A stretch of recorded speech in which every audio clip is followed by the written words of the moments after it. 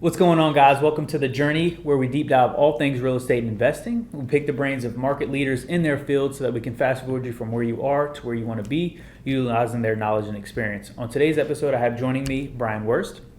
And Brian is a broker owner of A Better Way Realty. He's been in the real estate field for 19 years now, started out investing and flipping homes, and now has a successful real estate team.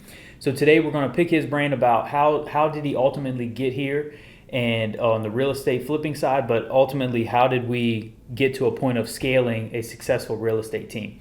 So we'll dive into that today.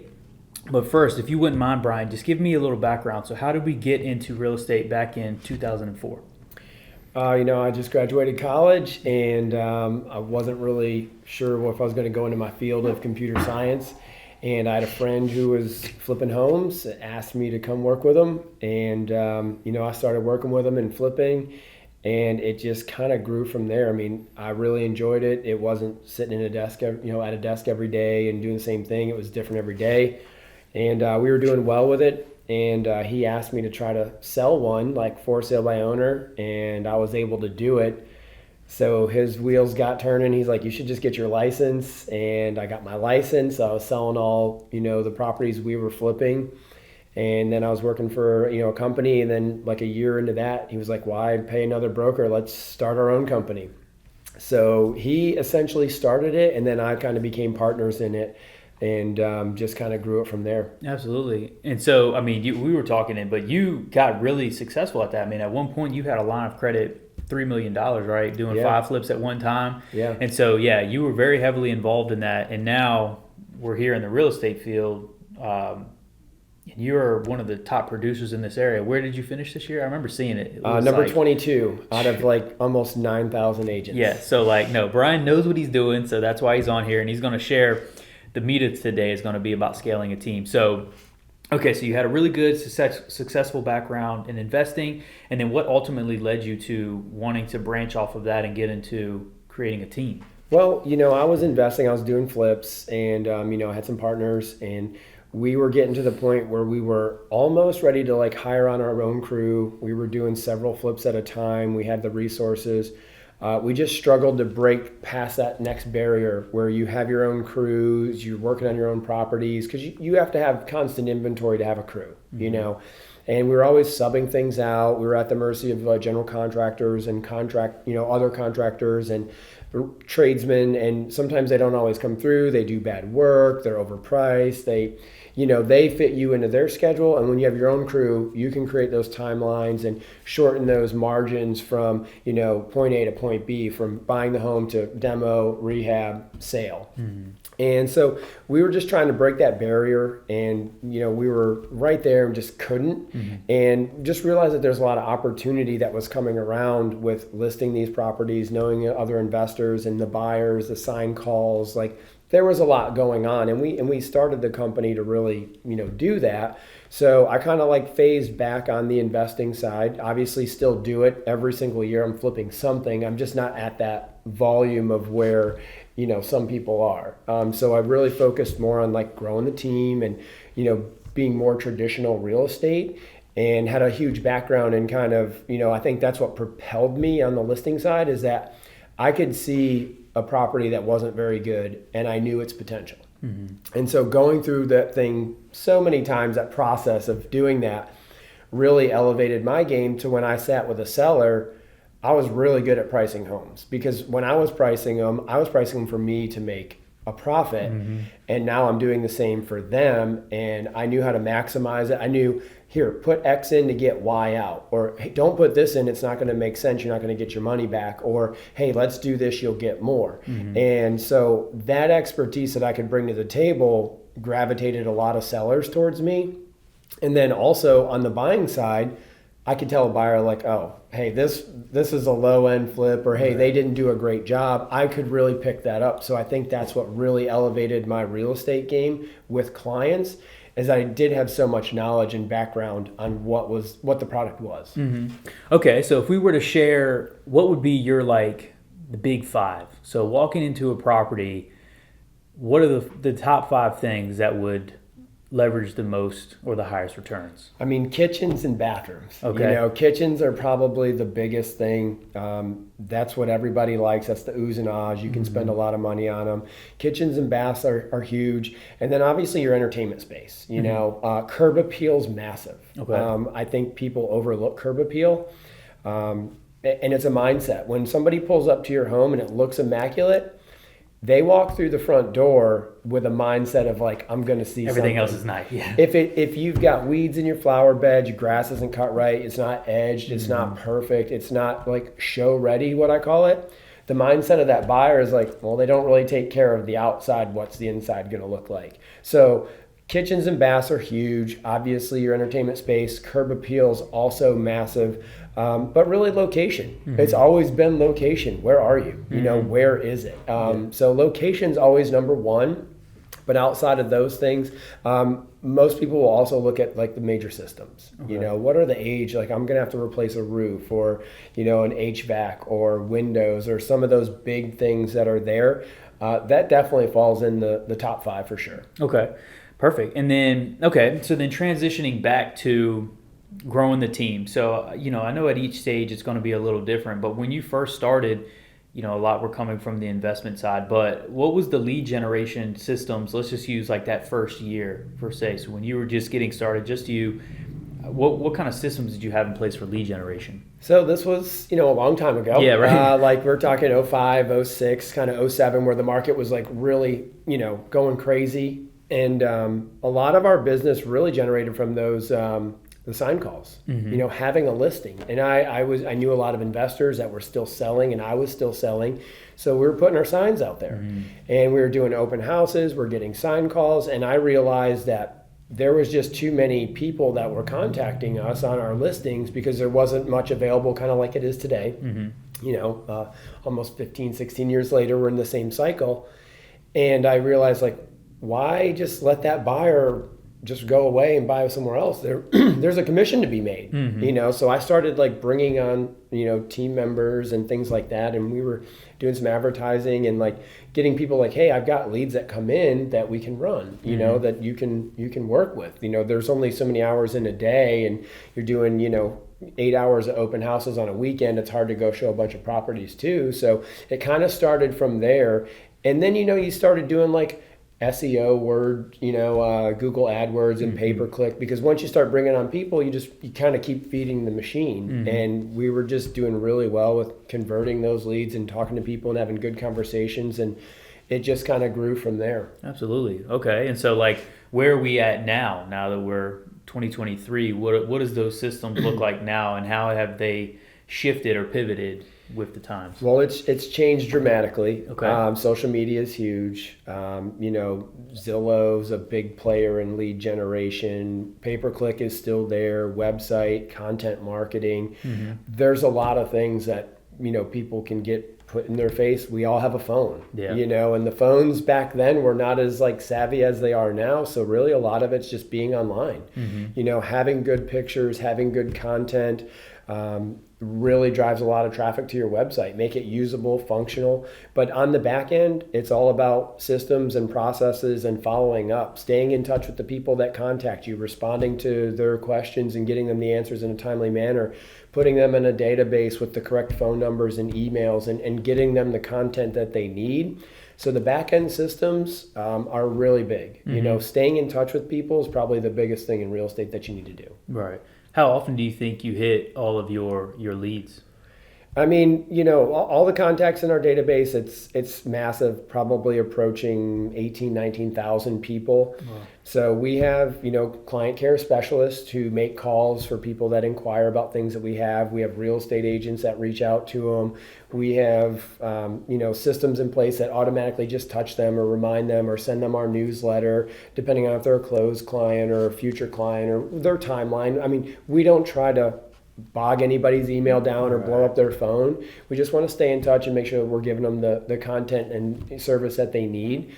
if they're a year out, we're not going to call you every week to see how it's going. We're going to maybe call you quarterly or, every 6 months, but everybody's on a different timeline. Right. So the back end system is really just trying to stay in touch with the people you already know and just make sure that you're delivering that content and the information that they want. Okay. With that, completely understanding that some people are ready to buy, some people aren't ready to buy. Do you have a conversion rate that you try to stick to? So say per 100 leads that come in, do you try to convert a certain amount within a certain time period? So say 6 months, like how many of those leads should convert? Yeah, it's really based on market. That changes all the time. A couple years ago, like 2021 and 2022, the market was moving so fast that like we would get a new buyer client or a new seller client, and we'd show them 2 or 3 homes and it's gone. Like they move so fast, and now it's a little slower. Inventory is still a big question of, we don't have a whole lot to sell. So things still move quickly, but also there's knowing that there's gonna be more coming. They're not as like ready to jump. They really have to make a good sound decision. Interest rates have moved up since, the low 2s and 3s. So the cycle always changes. So the conversion rate changes as well. And it really depends on what your lead source is. Where is the client coming from? Did they find you online? Did they drive by one of your signs? Did their friend refer you to them? Did a past client of yours refer you? So it really depends. Like, I try to treat all my clients the way I want to be treated, and they treat me very well. Right. They send me leads. They write awesome reviews. I can't thank them enough. But when they send me like their brother, sister, cousin, uncle, like that conversion rate's 100%. Right. Because I've already been vouched for, and they come to me and I give them the level of service that they're expecting that, my past client, their friend, cousin, uncle, whatever told them about, and it's 100% conversion rate. Right. If they just randomly find me, it's 50-50, it comes down to, do they know you? Do they like you? Do they trust you? Right. That's sales. It's people to people, building that relationship, understanding their needs, and being able to deliver on that. Okay. And then, right now, like on the paid side, like I feel like every agent's kryptonite is Zillow, but like you're kind of attached to it. Are y'all heavy in Zillow too? We are one of the 10 Zillow Flex teams in all of Hampton Roads.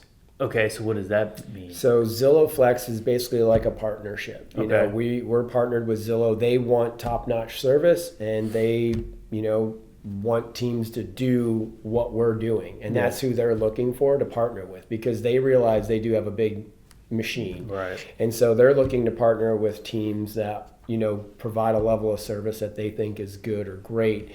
And we're one of those teams. So there's only 10 in this area. And we're happy to be one of them. Yeah, that's phenomenal. Just in general, how many do y'all get from being a flex team? Is that a pretty good? It really depends. Like we get a capacity rating, like how many can we actually handle, and so it's based on how many people are on your team. So they grow with us and they shrink with us. Yeah, so like if we have people like, I'm going to be on vacation, I don't want to deal with any leads, or we've got a new agent that's ready to hit the ground running, we can increase and decrease as needed. Oh, that's exciting. Okay, and then just more out of curiosity with that, do you pay a premium for that outside, or like what is? No, it's a partnership. So y'all don't pay anything? No. Oh my goodness, that's amazing. Okay. But we have to provide a level of service. Yeah. That they demand, and obviously there's things that go along with that, but that's pretty much what it is. There's no like monthly fee for us or anything, but yes, there's things that go along in the back end commission wise, but other than that, it's a partnership. Yeah. They want to grow with us, we want to grow with them. That's phenomenal. Okay. And so the reason we touch on this so heavily is because obviously the foundation of building a team is you need necessary lead gen. And so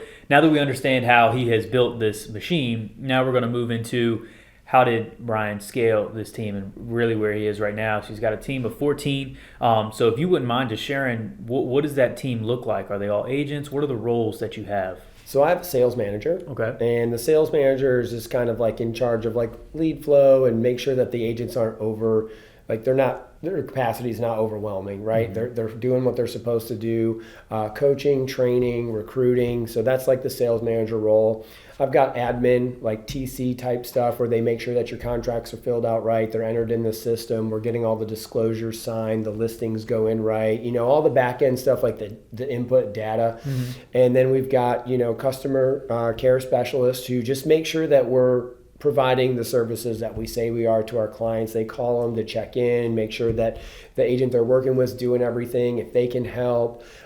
If somebody calls like between like 8 a.m. and 8 p.m. is really when we monitor all our phones. So they're there to just pick up that phone. If we don't have anybody on the other end, like an agent can't answer, our client care specialist will be there. So we have the coverage, and that's pretty much 7 days a week. So we have 2 of them because 8 to 8 is a long shift. Yes. So they rotate, and they've got their days off where we have agents cover some of those time slots. And then the rest is just all agents. Fielding their business, handling some of the team's business. And then you've got myself, the coach, trainer, broker, where I'm trying to teach them how to grow their business and build that rapport and create good relationships with clients and provide good service. And I think that's where some teams just stop. They don't have a person that's kind of, done it or understand how to do it, so they don't train or coach them. And leads are great, right? But knowing the business and providing that level of service is much better than what any online lead can provide. Absolutely. So that's what I really want to teach people is how to grow their real estate business.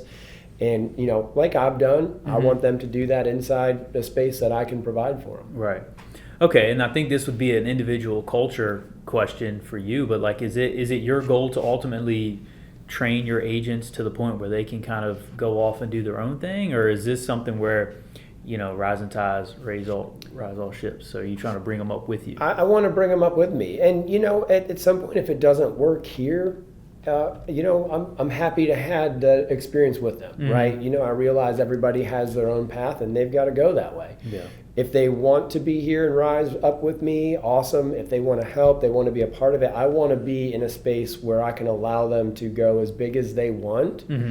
And eventually, even if they want to be an owner, if they want to be an owner of A Better Way Realty, let's open another office, right? I want them to grow as much as they possibly can. And if they want to grow their own business in a different company, great. I'm glad that they had a stepping stone here and I could show them, hopefully, a way to do it, Okay. And then, so I guess we're growing the team, and if we're looking to bring in more and more agents, like what are the opportunities that you offer at A Better Way Realty? So, obviously, leads is one of them, but really it's the coaching, the training, and the support, the tools, the systems. Leads are great, yes, but if you have all that back end stuff, how to talk to people, what a buyer's consultation is, how to do a listing appointment, how to treat a client, how to go through that process, buy a home, share those feelings with them, and really coach them and train them. That's where the real business is, and that's what I like doing. And providing systems to do that. Like some of these systems that we use are extremely expensive, like to create mailers and, send them out to solds and buyers and, to create campaigns and have like automated things that happen in the background for you, like they can get expensive. But collaboratively, like if you've got so many agents working on a team, everybody's kind of contributing a little bit, some of those expenses get a little bit, cheaper. So if somebody wants a CRM, if one agent wants a CRM, there might be a little discount to have one person, but it still costs a lot of money. But if you have 7 or 8 people paying for the same CRM and sharing it, it kind of goes down. So like there's power in numbers. So so the economies of scale on pricing decreases, but also it sounds like your sales managers, they take a lot of the load and the paperwork and the kind of back end stuff off of the agent. So I'd imagine their lives are they're better. Pretty nice. They're better. And they have help. And if they have questions, they have a whole team to ask. I think one of the biggest things is like you go to some of these bigger companies, good luck getting their broker on the phone. Right? I answer my phone for all my agents. And not only that, like say I'm not available. We have so many team members that are super experienced. Like I got 2 other agents on my team that are in top 1%. So out of like, 8 or 9,000 agents, like they're in the top 100 of like where, everybody else is. So to have 3 people on one team in the top like 100 or 150 agents in all of Hampton Roads speaks volumes, and they can ask them, they can ask me, they can ask, we've got a lot of experience. And so I think that's where we thrive is like, we've got some agents that are like, whoa, that's a really good idea. Or I have a question, and we help them, and we just collaborate together and move forward as a unit. Absolutely. Okay. And then what are some of the things that you provide for the clients from your agents? So like, what do you train them on and on how to treat a client? It's all about customer service. You know, it goes back to treat people the way you want to be treated, and going through that experience. So it's important to get a face-to-face with somebody and show them, like, I love a buyer's consultation, I love a listing appointment. And the buyer's consultation to me is I really want to gauge, like, what's your experience level? How many homes have you bought? Are you a first-time home buyer, or is this your 6th or 7th home, right? So those meetings are definitely different. But I want to get them in tune with what the market's doing. You know, the media can be very wrong about what's happening in the market. So the buyer has a certain perspective or whatever it is that's going on, and it may not really be accurate. You know, why not talk to somebody who's in the day-to-day, the thick of it every single day, and knows really what's happening? So we like to meet with them. If it's your first home, we want them to know what the disclosures are, what the laws are of the sellers in the marketplace, and what the contracts are. Because things move so quickly, you know, in a normal market, things will last, 30, 60 days. But now if they go in like 3 or 4 days, it's better off understanding the paperwork that you're going to need to sign before actually having to sign it. Yeah. You know, it's already a big purchase. It's scary. It's intimidating to a lot of people. And we just want to share that information with a quick, 20, 30-minute buyer's consultation. Here's the paperwork. This is what it looks like. These are the steps of the transaction. This is how it's going to go. We're going to first get you pre-approved. Why is that so important? And nobody likes to do it.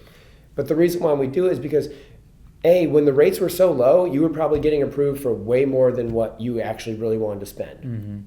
Now that the rates are a little higher, let's just make sure we're not going to make you house poor and that the budget is going to work, right? So really looking at homes that fit where you want to be, right? So getting that done first.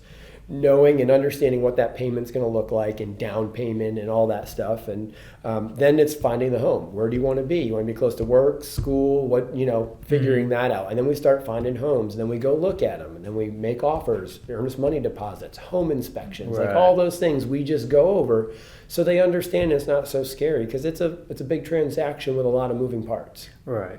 Okay, so you use the buyer's consultation as like a pre-meeting to really set the stage for what's to come. That way you can set expectations and really kind of help mold what this relationship is going to look like moving forward and what to expect. Absolutely. And I think that's where some people miss the mark. They just meet them at a house and that's it. Yeah. And, and that we call it a better way realty, like a better way, because it's a better way for the client. We're not just doing it the old way. We're trying to give you as much information and create a platform and an area where you can feel comfortable and understand exactly what's going on. So, you made a right decision. This is probably people's largest investment. And we want to make sure that it's done right and that they're satisfied. Yeah. And I think that even you taking that seriously sets a standard. That's like, to me, it would show more confidence in that, knowing that like this is how this is going to go, but like they're taking the time to show like we're not just meeting at a house, because they don't know what they don't know. But if you do present them with the consultation on how to go over this stuff before you do your first showing, that's very common. I do see that a lot, like the first meetings at the showing. Yeah. And it's hard because like you're in this weird environment that's not theirs, it's not yours, and like you're all trying to go over stuff. You don't know each other. Exactly. Yeah, it can be weird. Yeah. And so I respect that. I think that is a big difference, a separator. Okay. And then so I know we're trying to reach for the moon. Like, what are you doing to actively recruit? Where are you trying to find agents? Anywhere. Like right now we have a really cool spot. Like we actually have, we're partnered with a local real estate school, and we can actually do some of the pre-licensing training inside our office. So we can actually do, I think it's about 30 hours of the pre-licensing, and it's Mosley School, so we're partnered with them, and so we actually have a trainer here in our office. Nice. So we want to help people get licensed. We want to teach them the business, and we want to watch them grow. So that's one way, but also just talking with other agents and seeing what their experiences are and showing them what we have to offer, because there's a lot of individual agents out there that don't want to be on a team, and some that want to be on a team, they just don't know the benefits. But the market moves so fast, and a lot of people ask me, like, how do you do so many transactions? And it's all about your process, your systems, your tools, your support. You need that. I'm not going to take credit for it. It wasn't me, right? I might be the face and the brains and the knowledge and do all the heavy lifting, but there's a lot of stuff on the back end that helps me get to where I'm at. Right. So what would be the perfect agent for A Better Way? I mean, all agents. I mean, like I said, we have real high top producers and we have brand new agents. We have young agents. We have pretty much any kind of agent who wants to be in that learning environment and wants to grow their business. Okay. You know, that's who I'm looking for. Somebody who wants to grow their business, learn about real estate, passionate about it. That's who we want. Okay.